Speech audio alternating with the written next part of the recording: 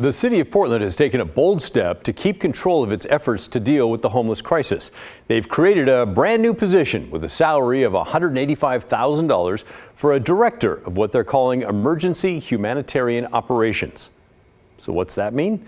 Well, according to the job posting, they'll be in charge of managing the city's homeless services. That includes everything from development and construction of campsites to overseeing finance and logistics and external affairs and communications and a laundry list of other functions involving homelessness. They'll also guide the city's overall homeless strategy and related activities, and there's a whole lot more in that job description.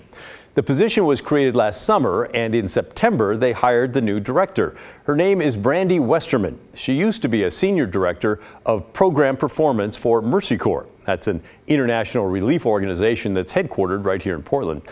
She designed, managed, and evaluated big programs and agency-wide initiatives for Mercy Corps, and I'm told by insiders that part of the value the city liked about her skill set was her ability to oversee large and complex contracts. We recently had the chance to ask her how her new job will benefit from the old job.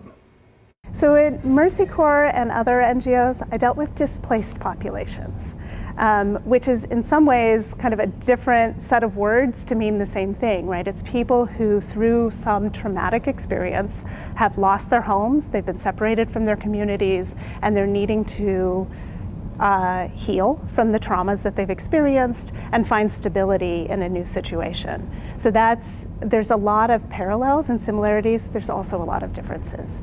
And that's true as well from any displaced population. The displaced populations in Bangladesh are going to be very different than the displaced populations in Syria. So everybody who has really experienced that displacement sort of deserves a special focus and look at what are those circumstances that have brought them there and what are their needs to move forward successfully with their lives. And despite that broad job description that she'll be in charge of pretty much everything homelessness related for the city, Westerman says actually she's focused on the homeless folks once they are in the shelters and how they're moved through and into housing. So our Blair Best asked how Westerman plans to keep those people in housing. It's a great question and one that I've been investigating and learning a lot. Fortunately, in the Portland area, we have a number of nonprofit organizations that have been working to answer that question and work really closely with folks who have moved into housing to provide those supports.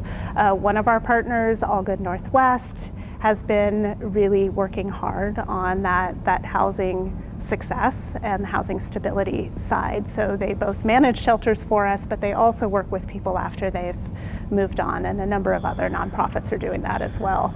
I think continuing to invest in permanent supportive housing is an essential part of kind of achieving that level of success. I got to say, we're going to kind of call that a pivot. The question was, how do you keep them in permanent housing? And the answer was, I've been learning a lot, and one of our nonprofits does a really great job at that. Finally, Blair asked if Westerman thinks the federal government should be involved with helping with Portland's crisis, since many of the homeless folks on our streets seem to be from somewhere else. I would kind of approach it from the angle of this is not a Portland crisis alone. This is a crisis that we're seeing play out in different ways across the entire United States.